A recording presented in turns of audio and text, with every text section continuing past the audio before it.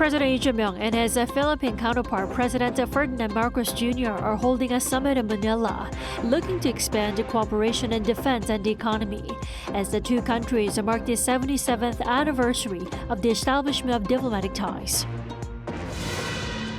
The conflict between the U.S. and Iran has expanded into its fourth day, with Israel launching new strikes on targets in Tehran and Beirut as part of the wider fighting. U.S. officials are warning that the hardest hits are yet to come from the American military. And South Korea's benchmark Kospi tumbled on Tuesday, triggering a temporary trading curve over war fears. In the meantime, the government is taking coordinated steps to ensure that Korean nationals in the Middle East can return home safely. We begin with the Korea-Philippines summit taking place in Manila. As part of his trip to Southeast Asia, President Lee Jae-myung is now in the Philippines. And leaders' talks have just wrapped up for cooperation on the defense industry and the economy. Our Blue House correspondent Yoon Jung-min joins us live from Manila. Jung-min, what's the latest from there? Tammy, so the summit began a few hours ago as the South Korean president landed here in Manila this afternoon. President Lee Jae-myung was given an official welcome by Philippine President Ferdinand Marcos Jr. at the presidential palace with the Korean folk song Arirang sung in Korean by a local choir. The South Korean president signed a guest book, which was followed by talks, the signing of MOUs, and a joint news conference. Today's summit coincided with the 77th anniversary of the establishment of diplomatic relations between the two countries, hoping for further cooperation down the road. Take a listen. 이제 양국은 지난 77년간 쌓아온 파트너십을 기반으로 협력의 지평을 더욱 넓히는 문턱에 서 있습니다. 인공지능과 디지털, 친환경 에너지, 조선, 문화산업 등 우리 양국이 함께할 미래 유망 분야가 활짝 펼쳐지고 있습니다. Our free trade agreement has brought about new opportunities for trade and investment. We look forward as well to your continued support for our major infrastructure projects, particularly these legacy projects, the new Dumaguete Airport. The Philippines is the first country in Southeast Asia to build diplomatic ties with Korea, and also the first country in Asia to send troops to help defend the South during the Korean War. Earlier today, President Lee opened his state visit to Manila by paying a visit to the monument of the Philippines national hero, Jose Rizal, and laying a wreath. I see. Jung-min, now President Lee will wrap up his four-day overseas trip tomorrow. What's on his schedule? Right, Tammy. So tomorrow, a Korea-Philippines business forum is scheduled. A number of business leaders from the two countries are expected to discuss ways to bolster cooperation at a time of increased global uncertainties.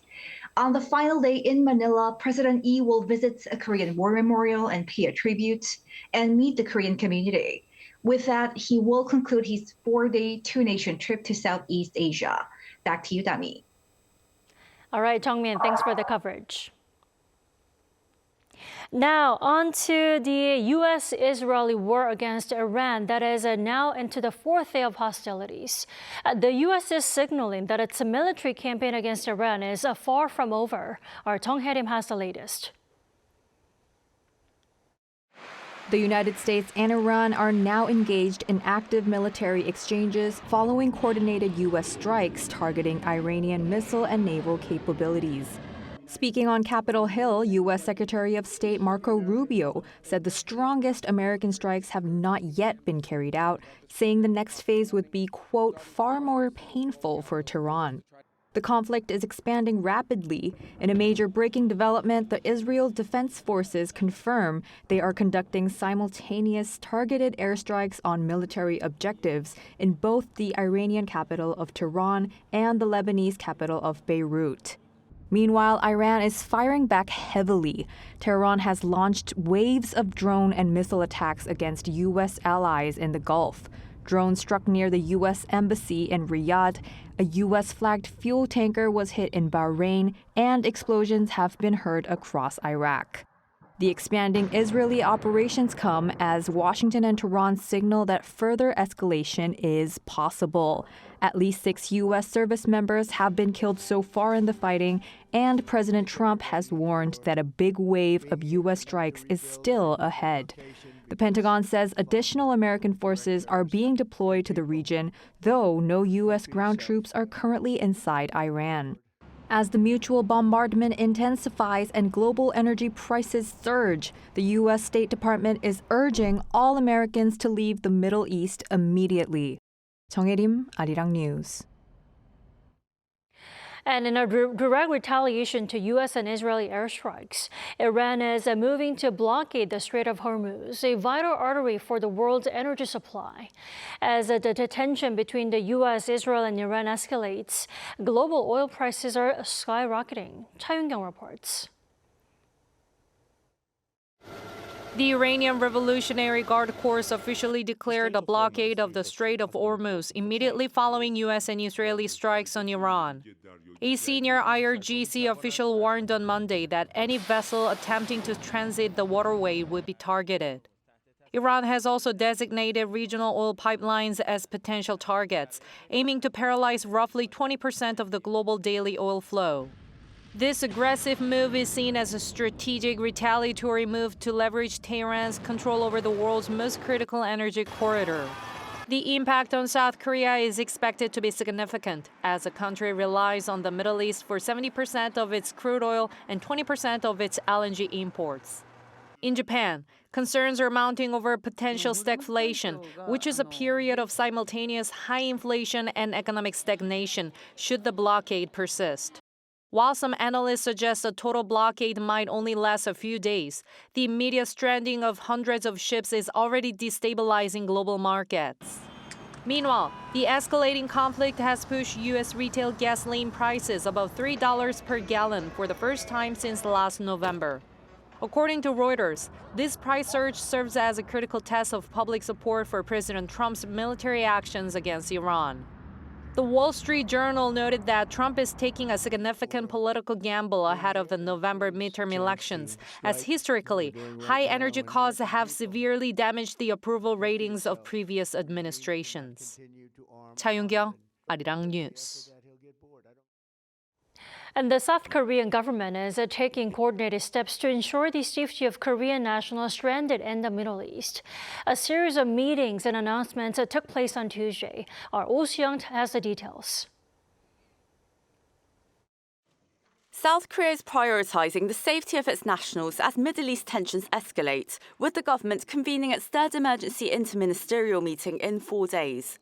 Prime Minister Kim Min-seok led Tuesday's session, instructing the Foreign and Defense Ministries to ensure the safety of Korean nationals and deployed troops, provide guidance to short-term visitors seeking to return home, and prepare transportation plans upon evacuating. A number of South Korean nationals in Iran are already on their way out of the country, according to the Foreign Ministry on Tuesday. It's believed that those included in the evacuation are Lee Do-hee, head coach of Iran's women's national volleyball team, and Lee Gi-jae, a footballer currently active in Iran's professional league. For security reasons, the ministry is not disclosing the exact number of evacuees, nor details such as the timing or routes out of Iran. The Defense Ministry said Tuesday it is preparing to deploy military assets if needed to support the safe evacuation of Korean nationals, although no formal request for support has been made so far. The government is also reportedly prepared to provide evacuation support if necessary to South Korean nationals residing in Israel. On Tuesday, a lawmaker on the Foreign Affairs Committee revealed that around 21,000 South Korean nationals are currently in 30 Middle Eastern countries.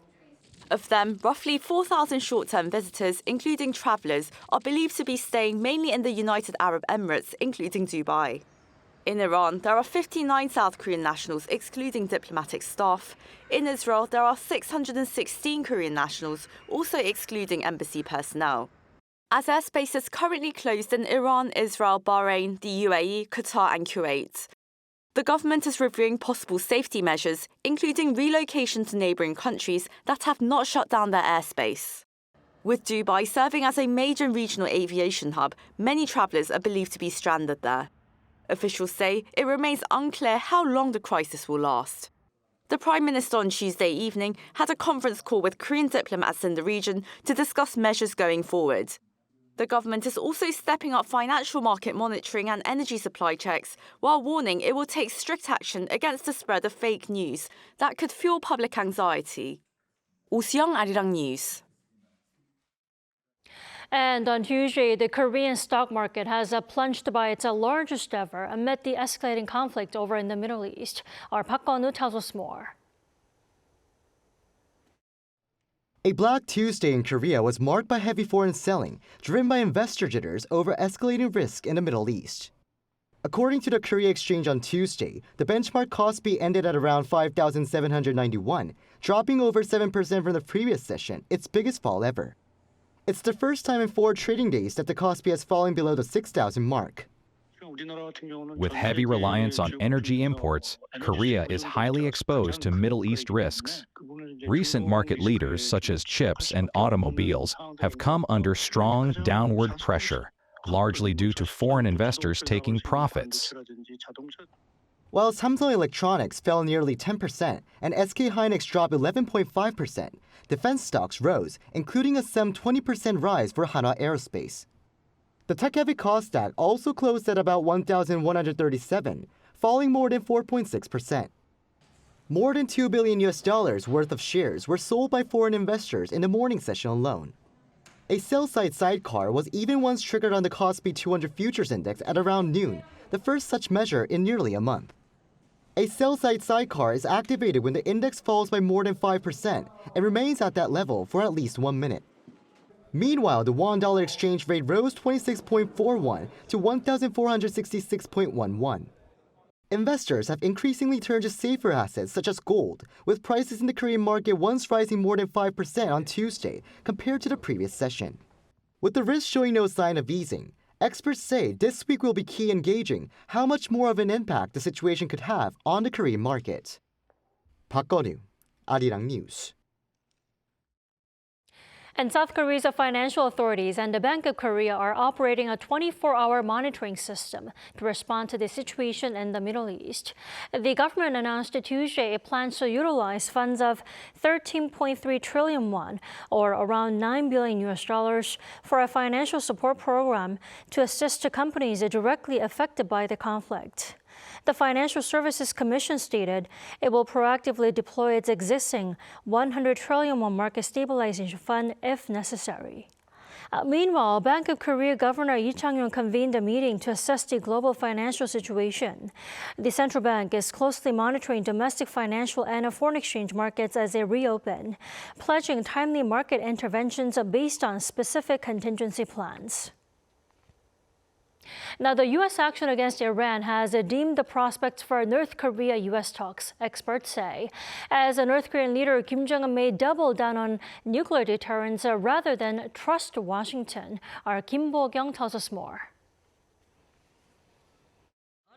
Many people's eyes were on potential talks between the U.S. and North Korea, with U.S. President Donald Trump slated to visit Beijing from March 31st to April 2nd to hold talks with his Chinese counterpart Xi Jinping. However, with U.S.-Israeli operations killing Iran's supreme leader, the chances have become slim, according to experts. The fact that Iran ultimately came under attack despite nuclear negotiations with the U.S. would have eroded North Korea's trust in talks with Washington, they noted. Also, given that it is highly unlikely the U.S. will recognize North Korea as a nuclear state, which is the regime's precondition for talks, the possibility of any dialogue is low. After what happened with Iran, it's hard to know why North Korea should trust the United States' willingness to negotiate.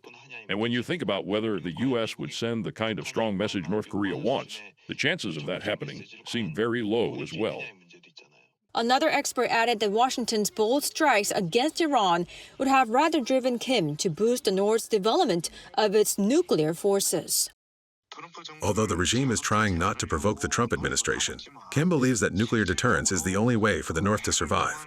It sees strengthening its second strike capability as the only way to prevent Trump from miscalculating or taking one-side military action. With some arguing that Iran's case could paradoxically push Kim toward dialogue to manage tensions, attention is focused on what kind of strategic decision he will make and when that will come. 김보경, Arirang News.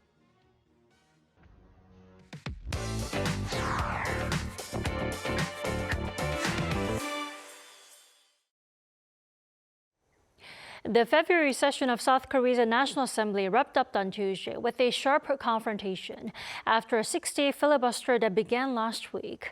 Now, the standoff cleared a way for votes on judicial reform bills and a controversial administrative integration law, setting the stage for further clashes in March. Joining us in the studio is our political correspondent, Moon Hae-ryun. Hae-ryun, welcome back. Thank you for having me. So, Hae-ryun, let's start with the judicial reform package. What exactly happened on the floor, and why has it triggered such an intense backlash? So the confrontation essentially centers on 3 judicial reform bills that are being backed by the ruling Democratic Party after the party cut off opposition filibusters one by one. The package includes a bill creating a new crime of so-called legal distortion, a revision allowing constitutional complaints against final court rulings, and a proposal to expand the number of Supreme Court justices from 14 to 26. The DP argues the measures are needed to address trial delays and excessive caseloads. The main opposition People Power Party has strongly opposed the bills, calling them judicial destruction and urging President Lee Jae-myung to veto all 3, warning they could be used to pressure judges and prosecutors in politically sensitive cases.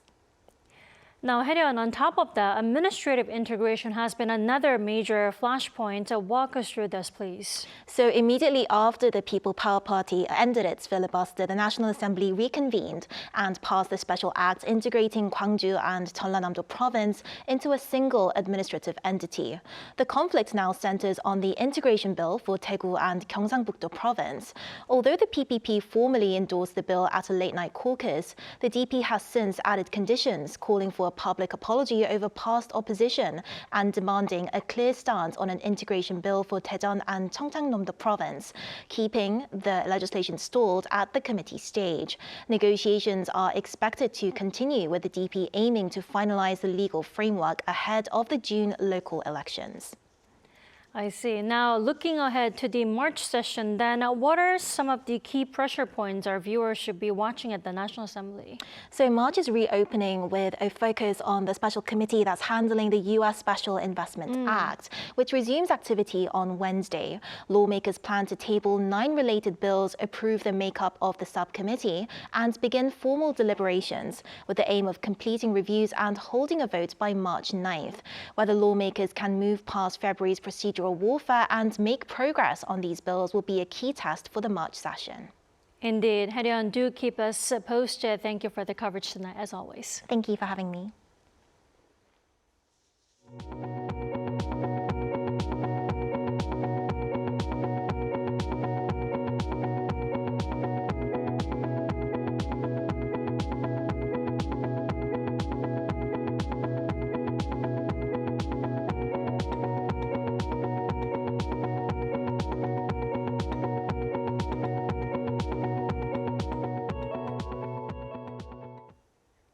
In Europe, French President Emmanuel Macron has shared intentions to expand France's nuclear arsenal and to extend a deterrence to its regional allies. Jo Young-eun explains.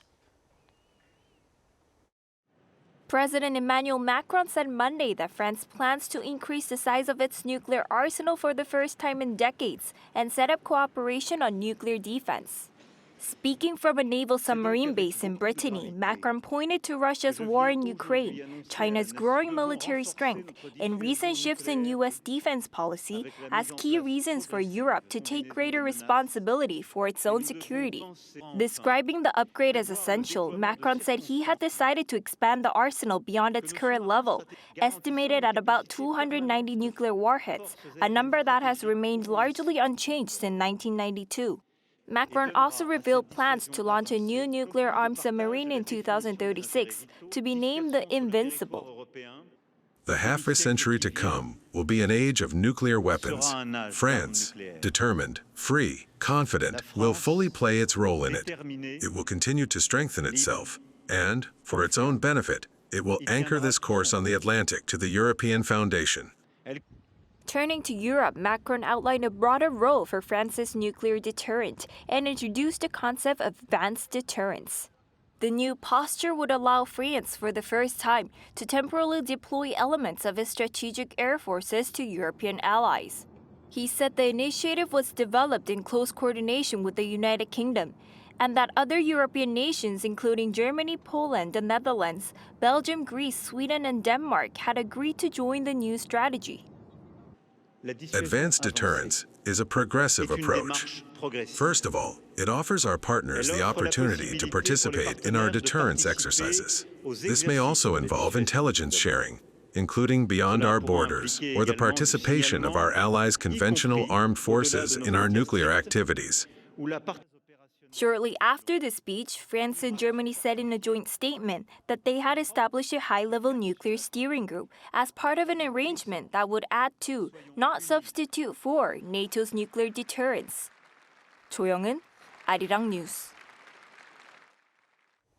At this year's Mobile World Congress in Spain, South Korea's top 3 telecommunications companies are seeking to share the significance of agentic AI in providing smarter, customer-centric services. Our Park Jun-ah reports from Barcelona. Marking the 20th anniversary of its debut in Barcelona, the world's largest telecommunications event, Mobile World Congress 2026, began on Monday local time. Bringing together around 100,000 visitors from 200 countries, the event highlighted how companies are positioning themselves to meet customer needs amid rapidly advancing technology. In line with this year's theme, the IQ era, companies here in Barcelona are merging human and artificial intelligence to create a smarter future. Let's see how that vision is turning into reality. South Korea's 3 major mobile carriers, SK Telecom, KT, and LG-U+ have converged at this year's event with a strategic pivot toward agentic AI. By positioning themselves as the core brain and infrastructure of the AI, companies are developing systems capable of independently planning and executing complex tasks, making proactive decisions to anticipate and meet user needs. SK Telecom, under the concept of full-stack AI capabilities, included features like a hyperscale AI model, fraud detection, and personalized secretary-like AI agents. With the evolution toward agentic AI, we see its role handling tasks on behalf of the user, acting as a true AI assistant. We focused on how much of a customer's workload AI can take over, and how quickly complex processes can be completed with just one click. KT has set up a booth that blends technology and culture, featuring a dedicated pavilion modeled after Gwanghwamun Square. While most exhibits focused on business-to-business solutions and work models, one thing that stood out was its serving robot. Based on what you're seeing right now, how many guests do you think there are? Based on what I'm seeing right now, there is currently 1 guest, and the estimate... The robot recognized the number of guests, suggested where to seat, and even offered an apron if needed. It represented the next level of service robotics, autonomously anticipating customer needs and taking action before being asked.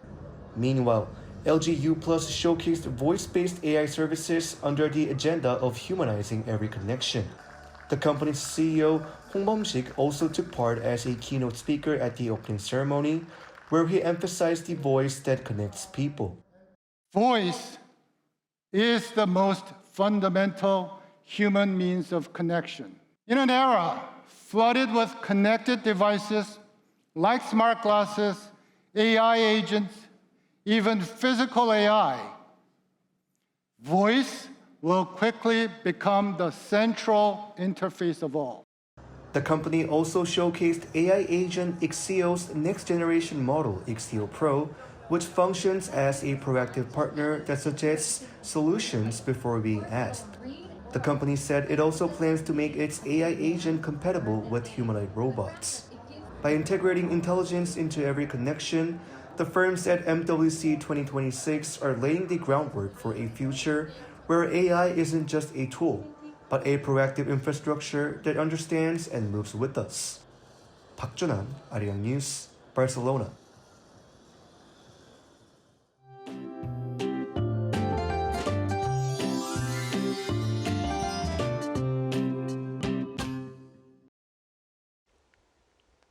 March sounds more like spring, but it has been a winter wonderland along the East Coast with a heavy snow advisory at times, and more snow and rain will persist through tonight. Meanwhile, it's 정월 대보름 today when we can see the first full moon of the lunar year. And for the first time in 36 years, a total lunar eclipse coincides with the holiday.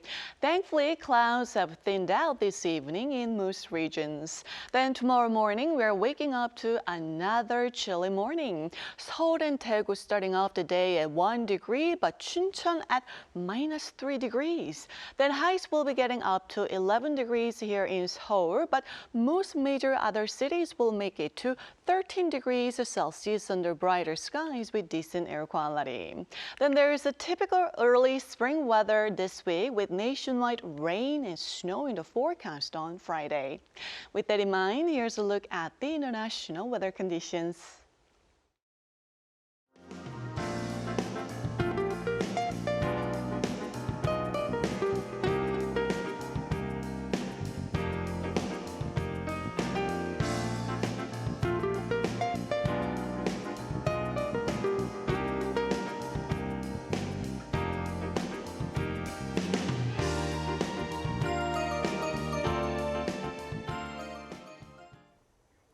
That is all we have for tonight. I'm Kim Dami. From all of us here at Arirang, thanks for watching and good night.